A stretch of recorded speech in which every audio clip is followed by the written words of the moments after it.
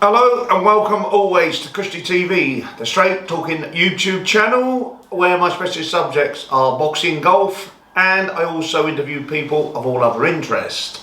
Today's subject is golf. It's US Masters Week. Before we start, remember please to click and subscribe.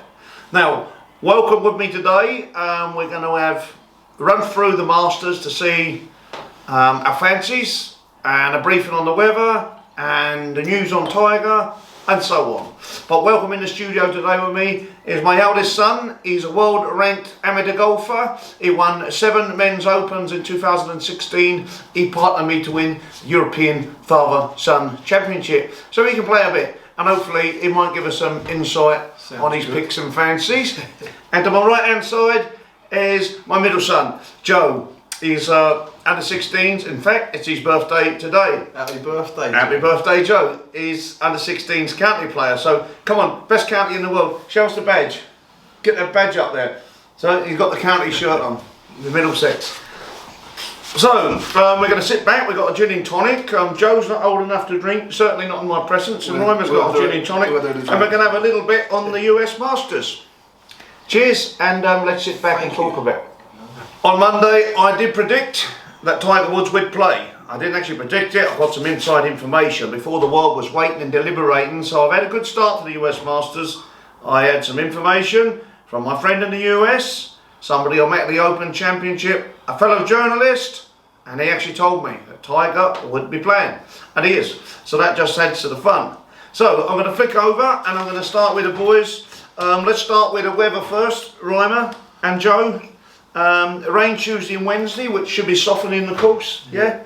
And then we got some gusty winds on Friday and Saturday, up to 25 miles an hour. So presumably we're looking for somebody who can get it a long way. And as I reel off the top 10 in the world, they probably all hit it a long way. So world number 1, Scotty Scheffler. John Rahm, number 2. Colin Morikawa, number 3. Victor Hovland, 4. Patrick Cantlay, 5. Cameron Smith, 6. JT, Justin Thomas is 7, Dustin Johnson 8, Rory McIlroy 9, and Xander Schauffele is number 10. So who do we fancy, lads, from the top 10 and why do we fancy? Top 10, I would say, there's obviously all did it a long way, like you say, but there's not many outstanding long hitters on that first 5 or 6 players, believe it or not. But I'd say out of the top 10, John Rahm, yeah, and Justin Thomas, just because they're hitting it the longest way, and of course going to be playing soft. Then so you're going JT, John Rahm, just out of the top 10, yeah. Well, I love John Rahm and he's a brilliant player. But I did see Sank in the press conference earlier, because I've obviously been doing a bit of studying, as I have to, claim to be an expert. He said there's about 6 tee shots where you really have to hit it in shape he doesn't like. I think he's a brilliant putter, but I don't think he's a touch putter. So I'm opposing Spaniard, John Rahm, and you're going a bit for him in the top 10. Yeah. Okay, John Rahm's odds are... I've got him here somewhere. He's 12 to 1 favourite. He's favourite 12s. Is he? And you're at the top 10, Joe Jr. Who are you going for? Jean Schauffele, just because I think the shape of the golf course suits the way he hits the ball. I think that's a good call as well. And Justin Thomas, who's a good touch putter and can shape it both ways as well. So you're shortlisted from the top 10, Xander Schauffele. Apparently, I haven't watched him play live. I have watched him play live, but I didn't make enough note. You said that he hits it right to left. Right to left. Well, there you go. So Joe's is 20 to 1, Xander Schauffele 25 to 1, ranked world number 10. So I can go with that. It's a good call. Myself, believe it or not, the world number 1, Scotty Scheffler. I watched him play at the Open Championship, and he gets across the line left to right, and he actually puts a bit of movement, even with the modern equipment, to what I'd seen. Quite a low ball flight as well. He did have a good finish. He did have a good finish in the Open, fairly good finish. I think he was top 10 or something, or maybe even top. He might have been top 5 in the end. He was way up there, but he started mediocrity. I think he did get really up the leaderboard, didn't he? Well. But he was definitely left to right. Now, if we think, why does the shape make such a difference? One of the greatest players of all time, the brilliant, fantastic Lee Trevino, never ever figured in the Masters. It was the only major to elude him, and he couldn't even qualify for it in latter years. he hit the ball left to right, low left to right, and so I think it's very important. There's a few faders won it like DJ, but they've been previous drawers, and Nicholas can hit it very high and nearly straight. So the ones who winded a bit, if we remember how Colin Montgomery was a world #1, but he never really figured out the Masters. He was more of a US Open man. So I think the shape is big to say, so that's sort of cleaned up our top 10. Obviously they're all capable there. I'm going to move down to our British players. We've only got one, a British and Great Britain and Ireland. Of course he's British, Rory. He is our highest ranked player at number 9. There's a lot of talk that because Tiger's here, it's going to take some meat off him. What's the chances of Rory, because he can hit it fantastically high and he used to be a drawer of the ball. He's trying to straighten it. I think the Masters is suited more than any other major to Rory, and I've always found it amazing that he ain't really got it going to actually get there. I thought that would probably be his #1 major to win, but I think if he gets it on song, which they're all brilliant, but that course would suit him down to the ground, and I think he's got a great chance. You can't write Rory off. He's one of the best drivers in the game, and if he gets the putter rolling, he can beat anyone. So yeah, and I couldn't agree more. I think Rory has a chance, and his odds has now gone up to 20-1. As I say, some heats come off him, and I think he has got to get his scoring clubs. I think he can drive it well enough. Got to get his wedges in there. I think the pressure going off him a little bit will only make me fancier him a bit more, to be honest, because it always has been on him at the Masters. If you like recall back, they think, oh, Rory's going to do this one, going to do that one. He's waiting for this one, and he just a bit of heat on him. But like you say, it's gone off him a little bit, so he might relax and let it go. And then next we got Tyrrell Hatton's number 16 in the world. So we move out 7 places. He's 55-1. Tyrrell. We got number 24 in the world, 55-1. Fitzpatrick, I'm going to go for as an outsider, a British player, because he's an out. Now, watch him play quite a bit. He's a genius touch player. And whilst the length might be against him, players like Bernard Langer of medium to modern short length, and Mike Ware and Zach Johnson, they have achieved it around this course. So it's not completely long hitters, but it does seem to favour the shape, but certainly touch. The great players like Elazabeth or one, they're pure touch players, and Fitzpatrick falls into the touch. So I'm going to go outside British for Fitzpatrick. Of course, we've got other Paul Casey, 66, Fleetwood, and Blandy in his first one, I believe, at he's 48 in the world. I think he's actually older than that now, so he's lower world ranking than his age now. Did he get in as a reserve? No, I think he's 48 in the world, so he's made it. Rosie's out at 80, he's open to show some stuff. So that's our picks. Let's move on to... make it, Blandy. What? He missed it by a week. Oh, has he missed it? Yeah, he missed it last week. I thought we needed to beat Dean in the match, mate. Yeah, okay, well, I'll hold my hands up. Sorry, Blandy's not in it. So, my fault. That's too much gin. Let's move on to our outsiders. Who are we going on the more outside favoured top 10? I'm going Corey Connors. That's going to be my pick. The brilliant Canadian golfer. Just because his tee to green, unbelievable. And it takes a lot of pressure off your game if you hit greens at Augusta, because if you're short side and it's murderously hard to get your score going, and he's just so consistently straight and on the greens, and so if he hits the putter going well, if he hits a bit of form with the putter, I think Corey Connors will be up there. Not a bad call. Because I watched him play at Birkdale, and I knew very little about him. That's when Spieth won the Open, and suddenly somebody's banging their head, and it's my neighbour. I think he's already backed somebody who's missed the cut by the sounds of it. He's banging his head against the post. So if you can excuse that bit of noise. But yeah, watching him play, didn't know a lot about him, but he just kept killing the flag. So it's not a bad call. Corey Connors, outsiders? Gotta say Tiger Woods knows the course. Tiger. Well, we're going to come on to Tiger. So Joe's going to Tiger. He's 66-1. We're going to come to that. I'm going to go to Louis Oosthuizen. I mean, he's a master specialist without winning it, isn't he? And I did tip him. If you watch my bit on the Players channel, I did tip him there, but the weather went horrendous. But he still played fairly well. I think he was top 30, but he didn't quite figure after a good start. So I'm going to go Louis Oosthuizen. Let's just touch on the past Masters and the Golden Oldies. Let's look at Langer, Couples, Lyle, Mize, Singh. Can any of these guys make the cut, Reimer?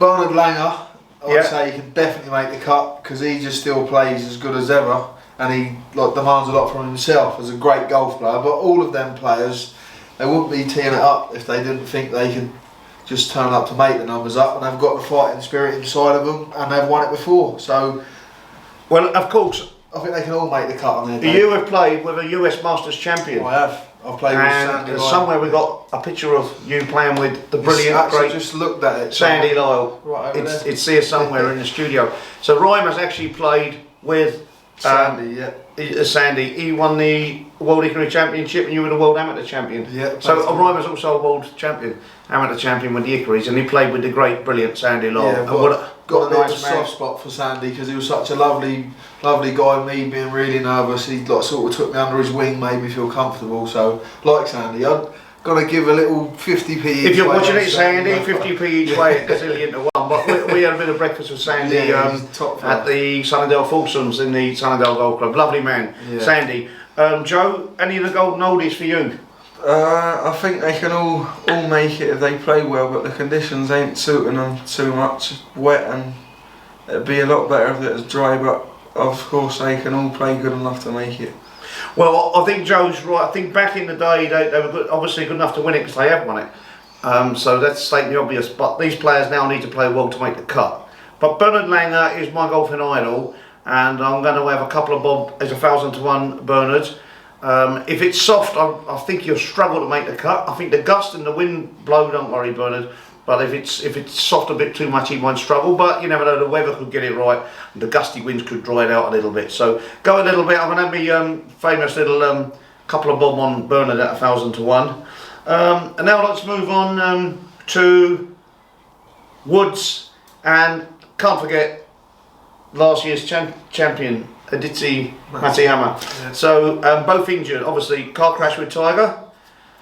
For me, Tiger Woods carrying the injury on the legs. If he's obviously physically unable to do it, because he wouldn't play. But for me, it's softening his legs down. He said he's got limited movement in the press conference. Well, he hasn't got the agility that he once had. But I like him when he softens it down a bit. I mean, this is a big shot. I'd like to see him make the cut. But it is Tiger Woods. He's a special golf human being, isn't he? Yeah, and by him slowing it down, and he's, okay, you could argue that he's rusty. He hasn't played.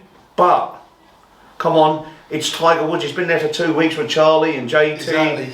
And rust to him and us is a bit different to him. Yeah, I mean, of he's got course. all the best And practice facilities, His and he pride knows is what to do. so big to himself. He ain't going to go there just trying to play for the sake of it either. You're trying to wobble around in a couple of Yeah, no, 79s, which we'd be, we'd be ecstatic, absolutely just over the the moon. experience. Play the experience, but this man is... He's not there generally to make the numbers Yeah, up, yeah, is he? of course. 'Cause he don't have to be. So I think he's going to be giving it his best shot, and I hope to see him fit and well, and I'd like to see him make the cut and figure in it, because it makes it more exciting. Well, it's a better game with him Of course without it him, is. that's for Of sure. course Joe, you're a bit on Tiger, you fancy him.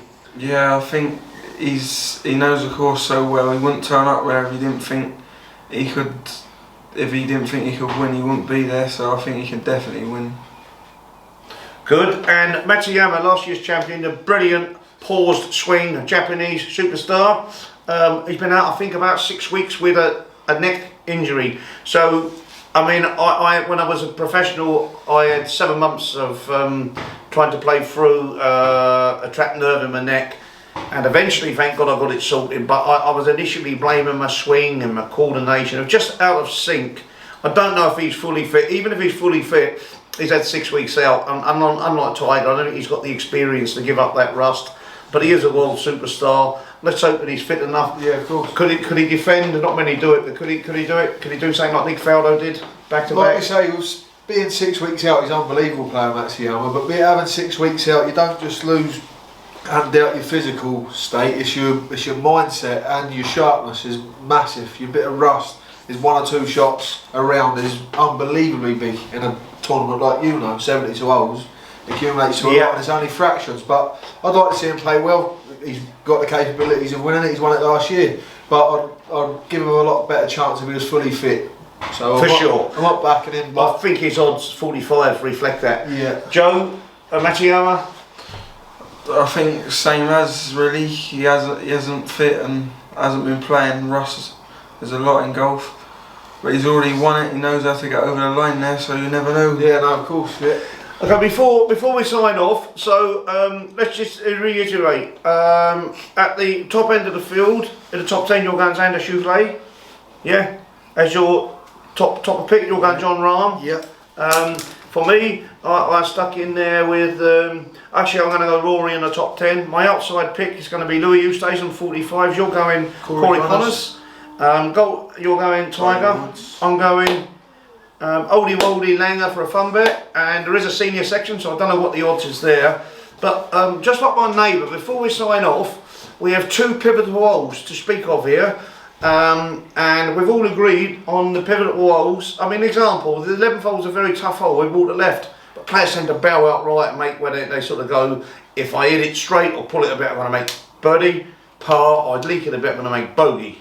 Of course, they chip in like Larry Mize did. So it's an hole where it's a difficult hole, but they tend to make the scores of around par, birdie, bogey with the odd double. But the pivotal holes are real dangerous ones. Of course, you can knock it on 12, make a birdie, but they're mass destruction.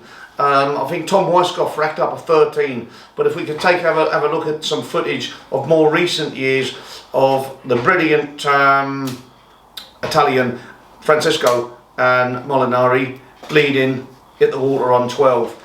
Just before that, Jordan Spieth, yes, when Danny Willett overtook him on the back 9, he, just made a complete hash of that. The same year that Molinari hit the water on 12, the other pivotal hole we've agreed on is 15. The great Seve. Big turnarounds on 15. It's called Seve out, didn't it? I mean, again, if you take 13, it's got a stream. You miss the par 5 13, you take a drop. These guys are sometimes even up and down from the creaky stream. But 15, long, short. We've seen Eagle 9. or double, or worse than double. As Robbie just said, we've seen many eagles, which is so many trebles, quads. I mean, I think Garcia took about a 13. But even when they're just a while back, didn't he? Yeah. And I think he up and down eventually to do that, yeah. I think he up and down from about 80 yards. So the pivotal holes to look out, like my neighbour banging away next year, some of these players, trust me on this, they will be in contention. Just wait and see over the weekend. But they'll be banging their head, just like my neighbour next door on a fence or somewhere, or on maybe the wooden bit of the bridge, because they will fall victim of this notorious 12th hole and the 15th. Well, remember, click and subscribe, give us some feedback, and we can enjoy the weekend together. Good luck. Now remember, if you have a bet with us on our picks, don't come looking for me, because I'm an ex-boxer. Alright, I'm an ex, I'm retired, so don't come looking for me, and gambling is a bit of a sin and a messy thing, so let's have a little flutter and some fun. Click and subscribe, sit back, enjoy the weekend. Thanks for joining me, boys. Thank you. Cheers. Well done, boys.